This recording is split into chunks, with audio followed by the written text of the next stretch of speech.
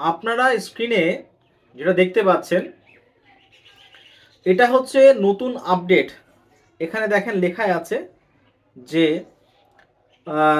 নতুন যে ভার্সান, দেখেন লেখা আছে উপরে অ্যাপের ভার্সান দিনের পর দিন আপডেট দিচ্ছে, নতুন অপশান এটা আজকে আপডেট অ্যাড হয়েছে। আবার এই যে আপলোড ইএফ ফর আনকালেক্টেড, মানে অনেকে ছবি ছাড়া আনকালেক্টেড ভোটার যেগুলো আছে অ্যাড করেছে।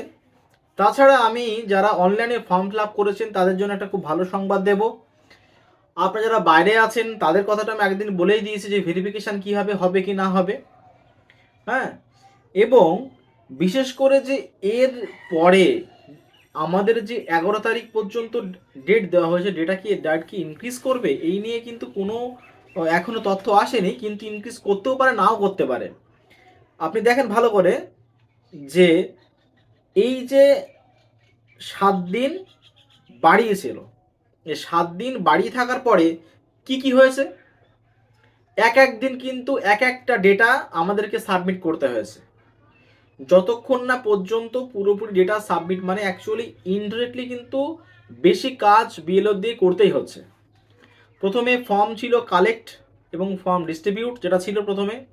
তারপরে যে অনলাইনে ফর্মগুলো তোলা, এগুলো আমাদের কাজ ছিল না, এগুলো আবার কাজ হয়েছে অনেক বিএলও। আজকে আমার একদিন ফোন করেছেন বয়স্ক ভদ্রলোক, তিনি হচ্ছে আমার যে দিদি, আমার দিদির স্কুলের কলিগ।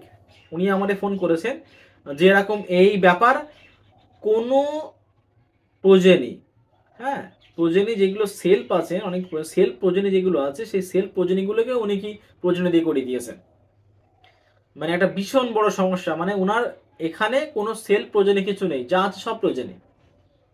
হ্যাঁ, তাই উনি এই সমস্তগুলো ভুল করেছেন, সেগুলোকে এডিট করে আবার ঠিকঠাক করতে হচ্ছে। এডিট অপশান যেটা দেওয়া হয়েছে, বারংবার বলা হচ্ছে, ওটা শুধু বিএলওদের সুবিধার্থে না, কিন্তু কোনো ভোটার যদি মনে করে থাকেন যে আমার এখানে ডেটা ভুল হয়েছে, সেই ডেটাকে বিএলওর কাছে গিয়ে আবার সাবমিট করিয়ে সেটাকে ঠিকঠাক করা কিন্তু এটা বিএলওর কর্তব্য, প্লাস যারা ভোটার তাদেরও কর্তব্য। যেহেতু এডিটেশন দেওয়া আছে, সেই সমস্ত ডেটাগুলো ওখানে সাবমিট করতে হবে। সাবমিট না করলে কিন্তু সমস্যা আছে ওখানে। সাবমিট করতে মানে সাবমিট করতে হবেই, এই হচ্ছে ব্যাপার।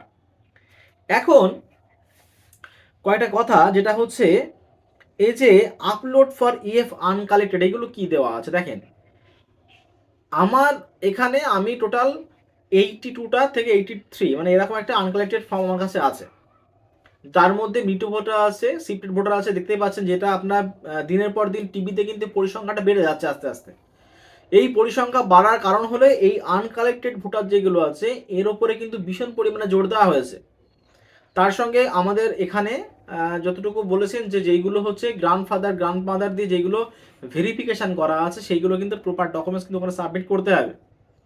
যদি সাবমিট করতে না পারে সেটা পরের কথা, কিন্তু ওরা বলেছেন যে গ্র্যান্ডমাদার যেগুলো আছেন এগুলোকে সাবমিট করতে হবে ওখানে গিয়ে।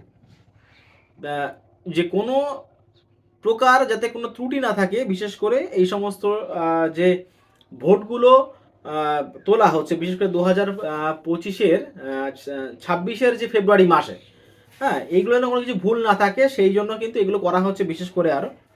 এইবার ব্যাপারটা হচ্ছে যারা অনলাইনে আছেন, হ্যাঁ দেখবেন আপনারা খবরে পেয়েছেন যে অলরেডি অনেকে বাড়ি বাড়ি গিয়ে অনলাইন গিয়ে এইগুলো ভেরিফিকেশান করে সেগুলোকে সাবমিট করতে হচ্ছে। যখন ফর্ম জমা দেওয়া হবে আজকে যত সম্ভব 8 তারিখ, হ্যাঁ আর 2 দিন থেকে 3 দিন সময় আছে। এই সময়ের মধ্যে কিন্তু পুরোপুরিভাবে অনলাইন ফর্ম থেকে শুরু করে অফলাইন ফর্ম থেকে শুরু করে আমার এখানে 2টো ভোটার বাকি ছিল, আমি বাকি রেখে দিয়েছিলাম। কী কারণে? একজনের মায়ের খুব অসুস্থ, হ্যাঁ বাড়ি ছিলেন না। সেই ভদ্রলোকের আমার আজকে উপর থেকে ফোন এসছে যে এরকম ব্যাপার, আপনার বুথে 2টো ফর্ম বাকি আছে। আমি বললাম যে স্যার এরকম এই ব্যাপার, হ্যাঁ জেনুইন ভোটার আছেন, কিন্তু এরকম এই ব্যাপার। তা বলছে অসুবিধা নেই, আপনি বাড়ি অন্য কারো কাছ থেকে ডকুমেন্টস নিয়ে সেটাকে ভেরিফিকেশন করিয়ে দেন, তাতে কোনো সমস্যা কিছু নেই। তা সেটাই করা হলো। শেষ পর্যন্ত আমি উপর থেকে ফোন এসেছিলেন। আর একজন হচ্ছে আনকালেক্টেড ভোটার, মানে যে ফর্মটাকে দেওয়া হয় সেই ফর্মটাকে হারিয়ে দিয়েছে।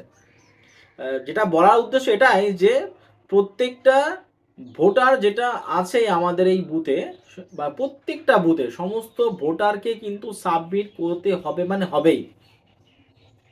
যে সমস্ত ফর্ম বিলি করা হয়েছে প্রত্যেকটা ভোটারকে। এবার একটা কথা বলি, অনেকে আমারে বলছেন যে এই যে অনলাইনে যে সাবমিট বিষয়টা যেটা আছে, অনলাইনে সাবমিট বিষয়টা যদি বিএলও সাবমিট না করে কি হবে? আমি আবার বলছি আপনাদেরকে, জোর গলায় বলছি, যখন বিএলও তার ফর্ম সমস্ত কিছু ওখানে দিয়ে আসবেন, তখন সমস্ত ভোটারের যে সাবমিট যেটা ফর্ম দিয়ে আসবে, আর যদি ওখানে সাবমিট না করে থাকে তাহলে কিন্তু ওটা ওখানে সাবমিট করতে হবে গিয়ে ওখানে। আমি বারংবার বলছি, বিএলও কি করতে পারে ওখানে, যে নট লিঙ্ক করাতে পারে খুব বেশি হলে, তাছাড়া কিন্তু বিএলও ওই ফর্মটাই কাটতে পারবে না। বিএলওর এই ক্ষমতাটা কিন্তু নেই যে বিএলও একটা ফর্ম কেটে দেবে। এইবারে ব্যাপারটা হচ্ছে, কোনো জেনুইন ভোটার শত্রুর জোরে আনকালেক্টেড করে দিল, এটার ব্যাপার যে কোনো জেনুইন ভোটার শত্রু আনকালেক্টেড করে দিল, যদি এইবারে ওই ভোটারটা যদি তার প্রপার ডকুমেন্ট সাবমিট করেন গিয়ে ওখানে, আর যদি বলেন যে এরকম এই ব্যাপার, তাহলে কিন্তু বিএলওর বিরুদ্ধে অ্যাকশন নিতে পারবে। হ্যাঁ, কারণ একটা জেনুইন ভোটারকে কাটা ক্ষমতা, আমি বারংবার বলে আসি, জেনুইন ভোটারকে কিন্তু কাটার কোনো ক্ষমতা কিছু নেই।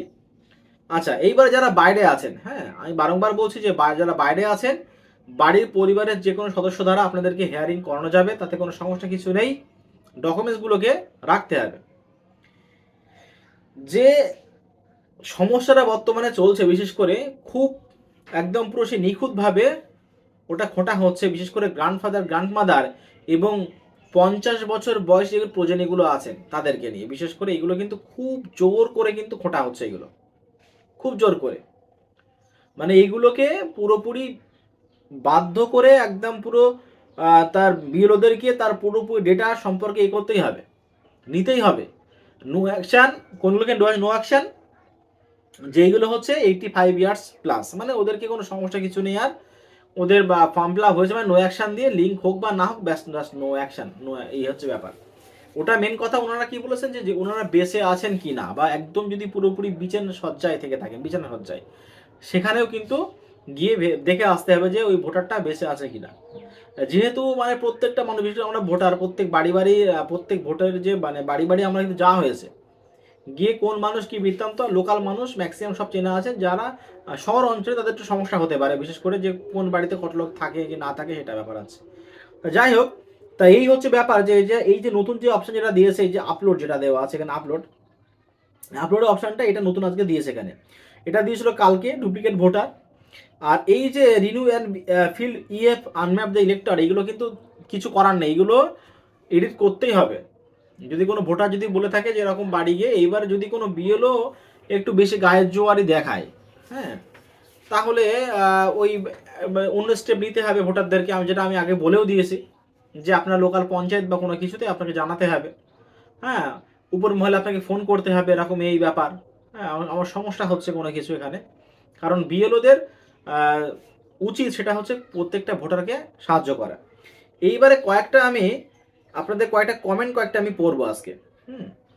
কয়েকটা আমি পড়বো এখানে, যে কমেন্টের যে কি, হ্যাঁ, একজন আমাকে বলেছেন যে স্যার 2002-এ বাবার নাম রুহুল আমিন ফকির শেখ অ্যান্ড দাদুর নাম হচ্ছে সামাদ শেখ ছিল, বাট কারেকশন করার জন্য 2025-এ বাবার নাম এসকে রুহুল আমিন, মানে হচ্ছে আগে পিছে টাইটেল হয়ে গেছে, অ্যান্ড দাদুর নাম সামাদ ফকির আছে, বাট বাবার ভোটার কার্ডের পেছনে দুই ওল্ড এপিকটা লেখা আছে। দেখেন, এপিক নাম কি, আমার এখানে অনেকে আছেন যে টাইটেল চেঞ্জ হয়েছে, আপনার তো টাইটেল আগে পিছে হয়েছে, টাইটেল চেঞ্জ হয়েছে কিন্তু এপিক নাম্বার সেম আছে, পুরো স্থানীয়, আগে টাইটেল বসাতে ভুল ছিল, সেই সময় টাইটেল বসাতে ভুল ছিল, কারণ অ্যাকচুয়ালি আমি বারংবার বলছি, আগেকার দিনে কিন্তু ভোটার সিস্টেমটা ছিল অন্যরকম, আর বর্তমানে ভোটার সিস্টেম পুরোপুরি কাগজপত্র ভালো করে দেখে নিখুঁতভাবে, হ্যাঁ, এটা দিনের পর দিন কিন্তু করা হচ্ছে। আগেকার দিনের সিস্টেম এটা, আর এখনকার দিনের সিস্টেমটা সম্পূর্ণ আলাদা।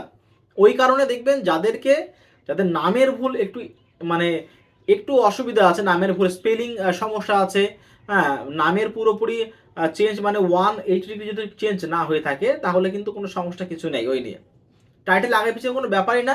আর মহিলাদের ক্ষেত্রে একজন আমাকে বলেছেন, দেখবেন বিশেষ করে যারা মুসলিম আছেন যারা, হ্যাঁ, মহিলাদের বিয়ের আগে টাইটেল ছিল একরকম, বিয়ের পরে অনেকের বিবি বেগম এ সমস্ত যোগ হয়। তো এই নিয়ে এক এক মানে বিয়ে হলো, আমার বুথের এক মহিলা, ওখানে বিয়ে হয়েছে, বলেছেন যে এরকম এই ব্যাপার টাইটেল চেঞ্জ হয়ে গেছে, হবে না। তা আমি বলছি দেখেন, এটা শুধু মুসলিমদের ক্ষেত্রে না, সমস্ত ক্ষেত্রে ধর্মক্ষেত্রে এরকম হয়। বিয়ের পরে হচ্ছে শ্বশুরবাড়ি টাইটেলটা ধারণ করে।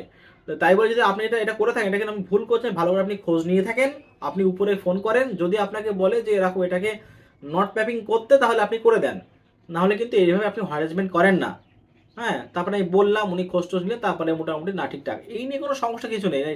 টাইটেল একটু উল্টো পাল্টা হবে, এই নিয়ে কোনো ব্যাপার কিন্তু কিছু নেই। আচ্ছা, একজন বলেছেন যে দাদা আমার দাদুর নাম 1971 আছে 2002 নেই, এটা কি হেয়ারিং দেখানো যাবে? হ্যাঁ দেখেন, প্রথম কথা হচ্ছে এই 1971 যে লিস্ট যেটা দেওয়া আছে, এটা একটা ভ্যালুয়েবল একটা লিস্ট। যদি 1971 লিস্ট থেকে থাকে, তাহলে নিশ্চয়ই তার পরের লিস্টেও আছে, যদি উনি মারা না গিয়ে থাকেন। আর তার ডেথ সার্টিফিকেটটা অঞ্চল থেকে বা আপনি মিউনিসিপ্যালিটি থেকে তুলে নেবেন ওটা।